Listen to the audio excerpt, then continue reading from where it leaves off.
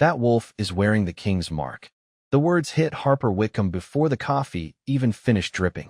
She stood barefoot on the cold kitchen floor of her little cabin outside Pine Hollow, Colorado, staring through the screen door at 800 pounds of soaked gray wolf sprawled across her porch like an unpaid landlord. The animal lifted one amber eye. Not scared, not grateful, annoyed, like Harper had personally arranged the weather to inconvenience him. Behind her, the old radio crackled with morning pack news. Something about Alpha King Callum Blackthorne visiting the western border after security irregularities, which was the kind of phrase powerful people used when they didn't want regular folks asking useful questions. Harper turned the radio down. The wolf sneezed once, then dragged his muddy tail across her welcome mat, which had survived 3 winters, 2 raccoons, and 1 visiting ant with opinions, but apparently not royalty. "You're kidding me," Harper said. The wolf stared. "Don't look at me like that. I'm an Omega with a broken fence, a half-empty fridge, and exactly $26 until Friday. I do not have room for a royal disaster with teeth." The wolf did not move. A thin line of frost clung to his whiskers. There was blood on one shoulder, not much, but enough to make Harper's irritation lose the argument. She opened the door wider. "Fine, you can come in, but if you eat my couch, I'm billing the throne." The wolf rose slowly, stiff on one side, and stepped inside with the offended dignity of someone entering a motel rated below his standards. He smelled like pine, snow, old fear, and something sharper underneath, something that made Harper's Omega instincts go very still. Not danger. Not exactly. A bond. Torn, sealed, and hidden badly. Harper had felt broken bonds before in shelter dogs, widowed wolves, pups abandoned by packs that liked rules more than mercy. But this was different. This had weight. Ceremony. A crown pressed into pain. She crouched near the stove and set down a bowl of warm chicken broth. "Eat first. Judge me later." The wolf sniffed it, then looked at her like broth was a political insult. "It's either that or dry cereal." He drank. Harper tried not to smile. While he was busy pretending not to enjoy it, she reached toward his shoulder. The second her fingers brushed his fur, heat snapped up her arm, not burning, just sudden, like a door opening in a house she had never entered. She saw white marble, a black throne, a woman's voice whispering, "Hide him where the king will learn to listen." Harper jerked back. The wolf froze. For one breath, neither of them moved. Then his wet fur shifted near the collarbone, revealing a pale mark beneath the mud, a small crown inside a broken circle. Harper's stomach dropped. Every kid in Colorado Pack territory knew that symbol. North Star Crown Pack. Royal bloodline. Royal secrets. Royal trouble.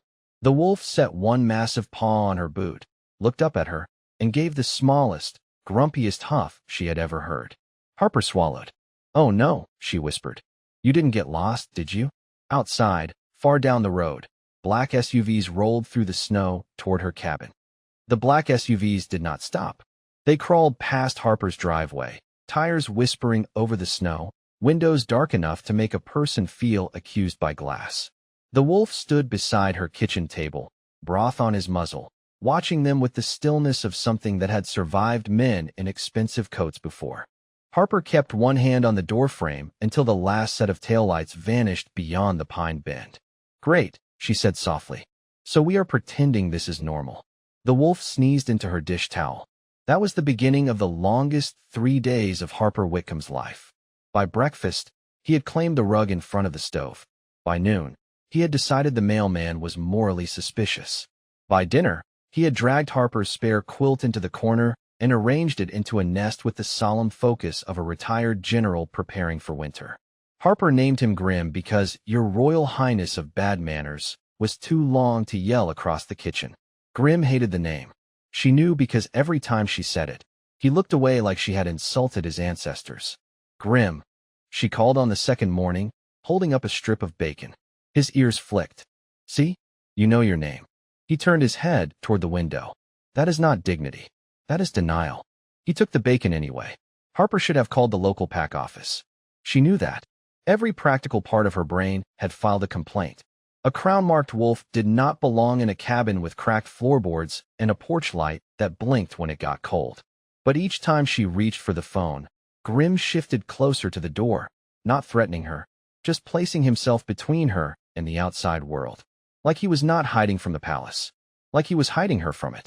On the third afternoon, Mrs. Donnelly from the general store leaned over the counter and said, "Honey, is it true you took in a wolf the size of a refrigerator?" Harper set down her basket. "That depends on who is asking." "Everyone." "Then no." Mrs. Donnelly looked at the gray fur stuck to Harper's coat. Harper looked down, picked one off her sleeve, and said, "Large dog. Does your large dog usually glare through my front window like he pays property tax?" Outside, Grimm sat beside Harper's old pickup, judging the town with open contempt. People crossed the street around him. One teenage alpha tried to stare him down and immediately remembered an appointment somewhere else. That night, Harper found the thing beneath her pillow. Not hidden well. Placed there. A heavy signet ring, cold with mud dried into the grooves. The crest was unmistakable. North Star Crown Pack, a black pine beneath a silver crown. Harper stared at Grimm. He sat in the doorway, eyes bright in the dark. Her chest tightened as that strange torn bond brushed against her again, aching and old. "Who gave you this?" she whispered. Grimm lowered his head, almost like grief.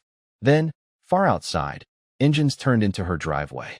The engine stopped before Harper found her boots, which felt unfair because nobody should have to meet royalty in wool socks with a wolf hair stuck to one ankle.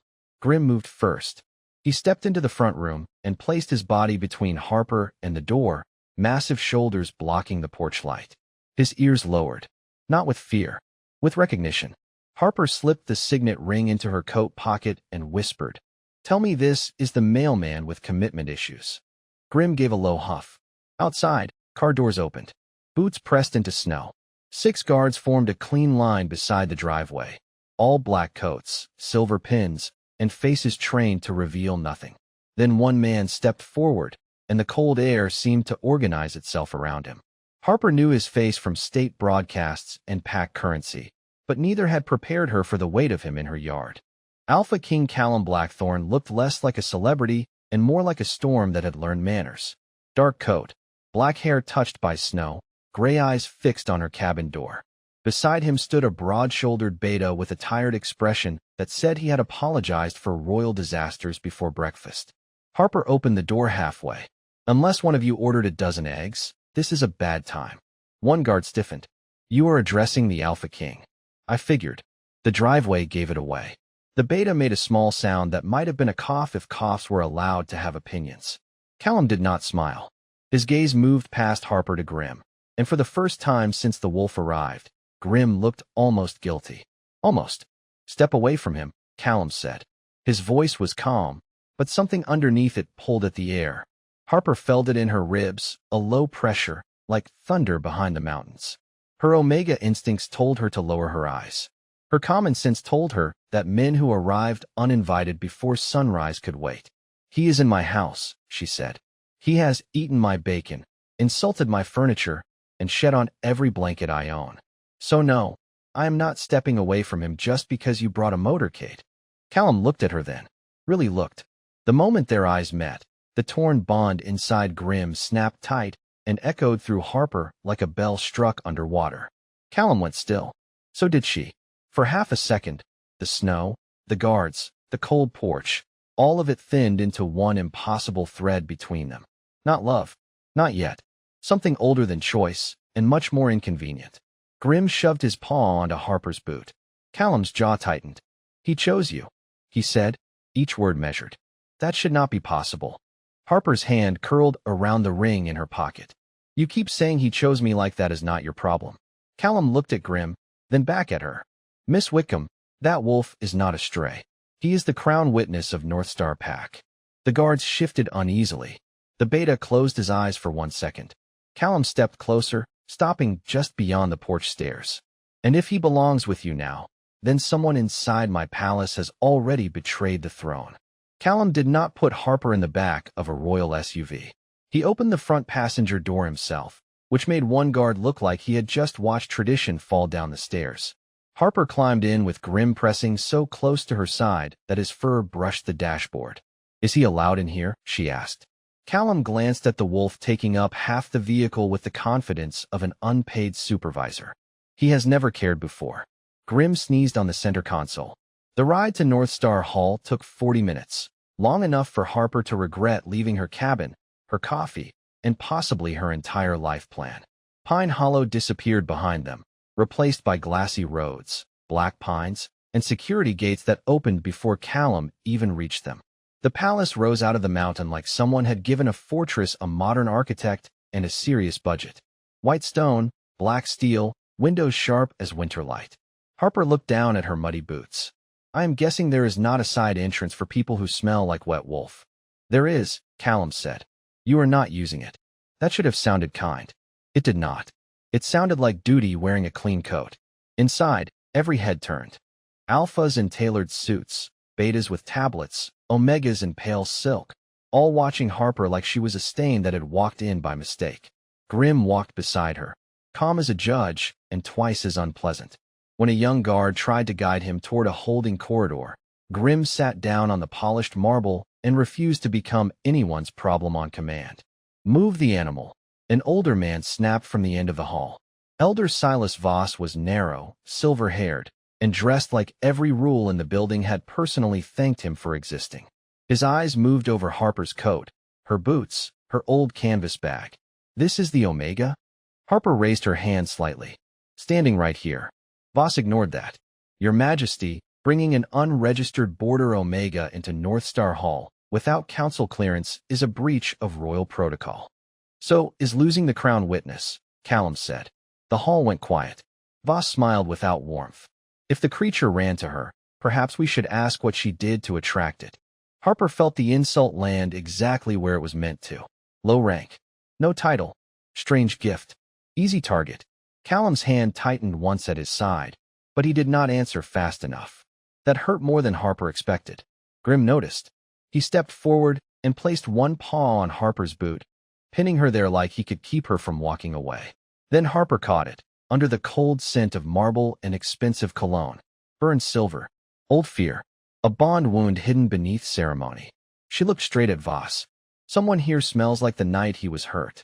The council members shifted. Callum turned toward her. Harper. She did not look away from Voss. And it is not me. Callum said Harper's name like a warning.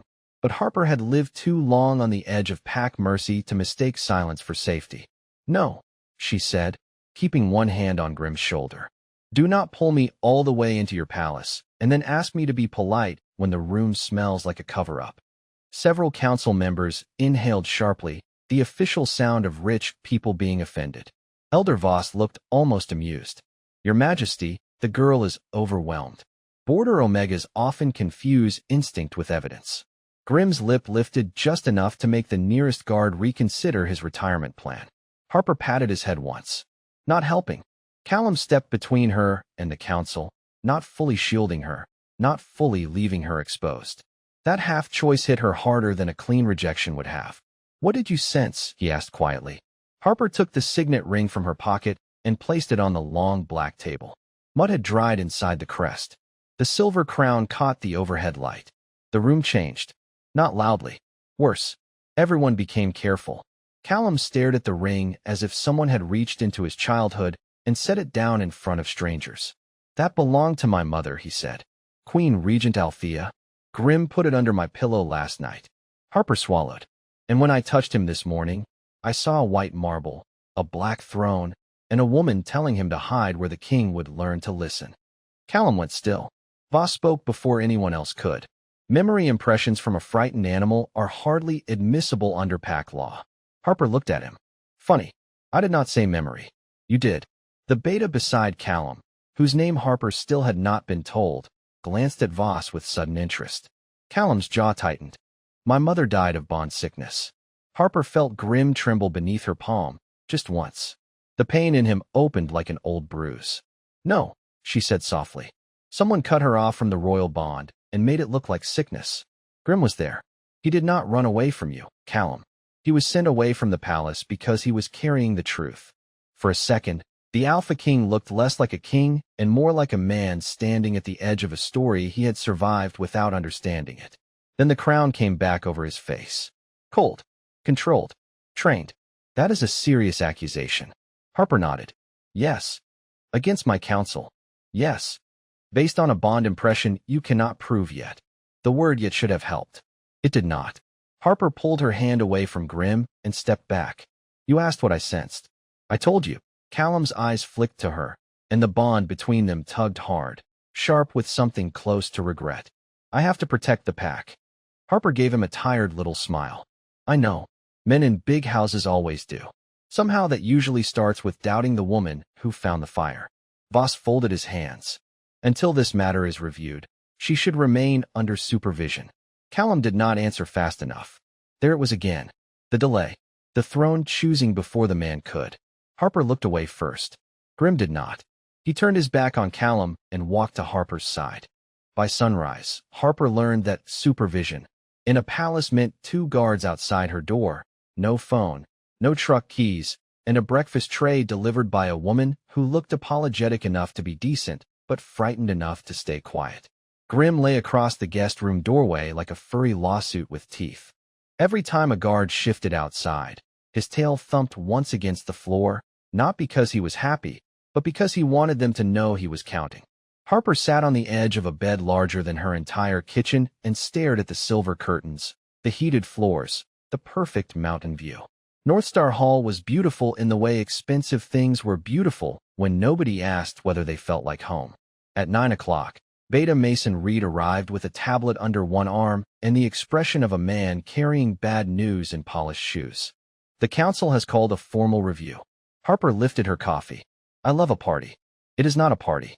Mason, I am an Omega locked in a guest room because a royal wolf with emotional baggage followed me home. Let me have sarcasm. His mouth twitched. Almost a smile. Grimm noticed and judged him. 10 minutes later, Harper stood in the review chamber with her hair pinned badly, her boots cleaned but still clearly not palace boots, and Grimm pressed against her leg. Elder Voss sat at the center table with 6 council members beside him. Callum was there too, at the head of the room, dressed in black, crown pin at his collar, face locked into kingly control. He looked at Harper once. The bond pulled tight between them, warm and painful. Then he looked away because the room was watching. Voss began gently, which Harper trusted even less than shouting. Miss Whitcomb, do you understand the charge against you? You mean the part where you think I bewitched a wolf who hates everyone equally? A councilwoman coughed into her hand. Voss did not blink. You are accused of unlawful interference with a royal bond, unauthorized handling of crown property, and exerting unstable Omega influence over the Alpha King during a period of security concern. Harper let the words settle. Heavy words. Fancy words. Words built to make a poor woman sound dangerous without proving she had done anything. No, she said. Voss tilted his head. No. I do not accept your story just because you printed it on council paper. Callum's gaze snapped back to her. Harper kept going before fear could catch up. Grimm was not stolen.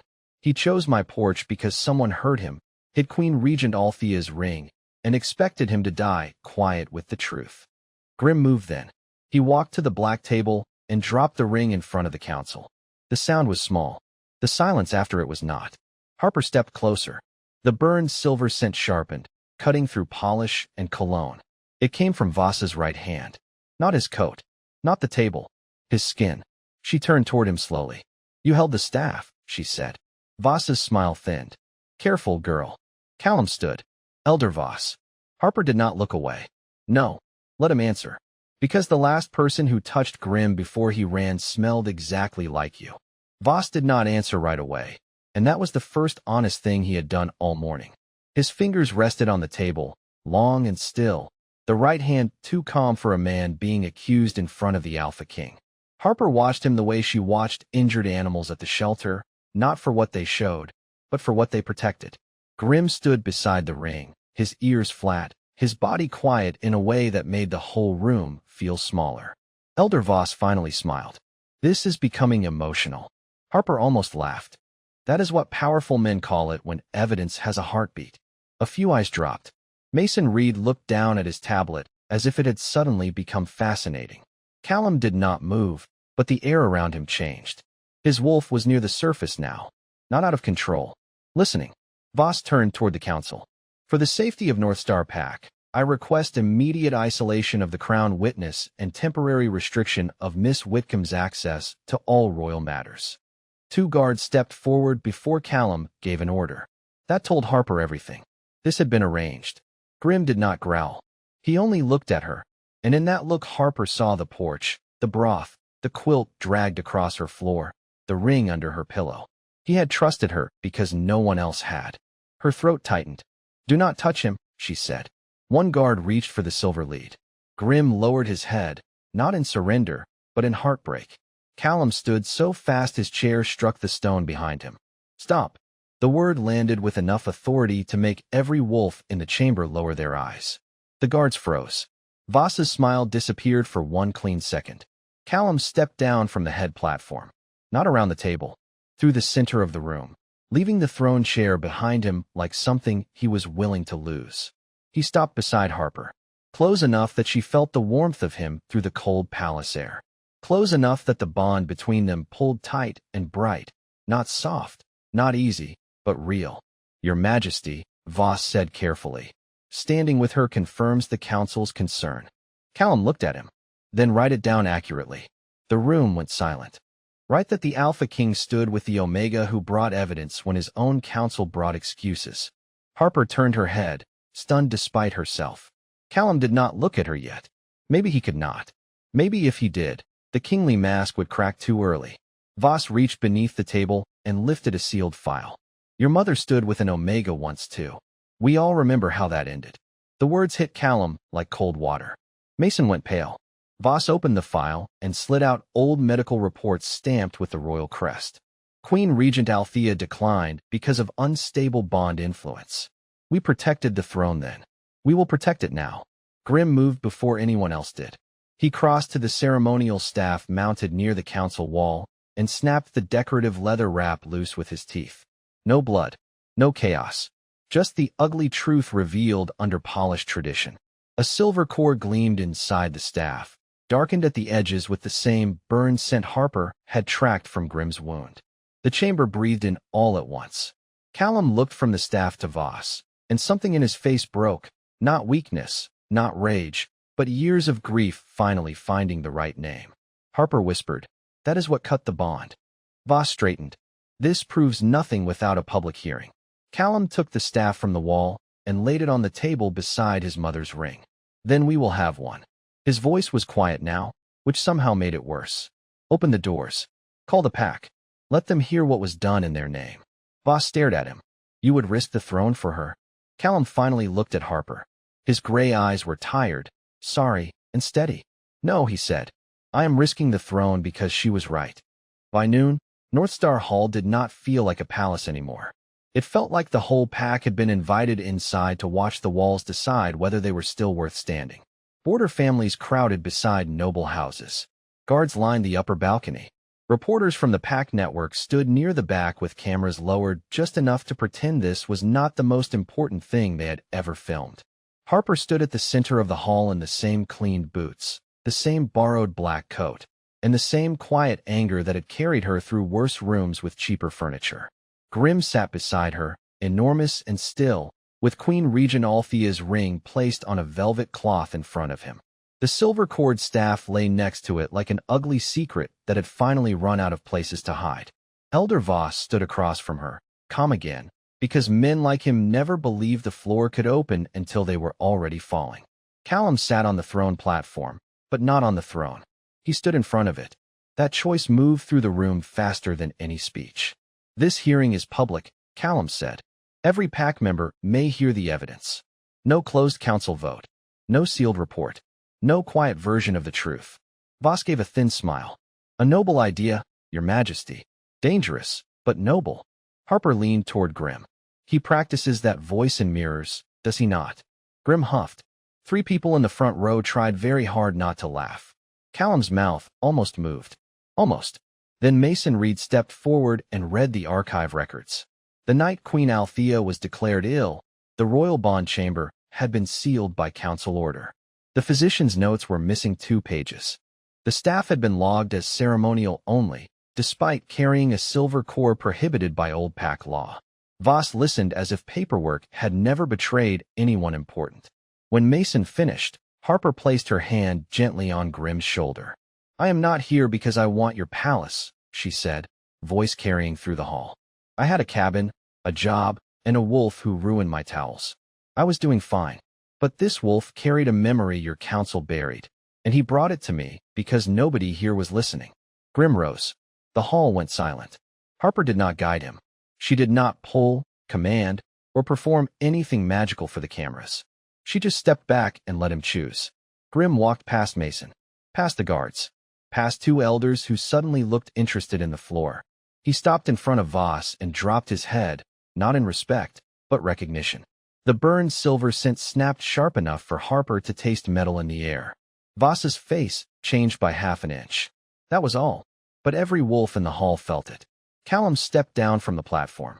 "Elder Voss," he said, "did you order the royal bond cut from my mother?" Voss looked at the crowd, then at the throne, then at Harper as if she were the one rude detail he had failed to erase. "I protected Northstar from weakness." A sound moved through the hall. Grief and fury mixed together, but held back by pack law. Callum went pale. Harper felt the bond between them pull, not asking for romance, not asking for comfort, just asking him not to stand alone inside the truth. Voss lifted his chin. "Expose me if you wish. But tell them the rest, your majesty. Tell them your throne survived because we lied. Tell them their perfect royal house was built on a broken bond." Callum looked at his people, then at Harper, and for once the king did not hide behind control.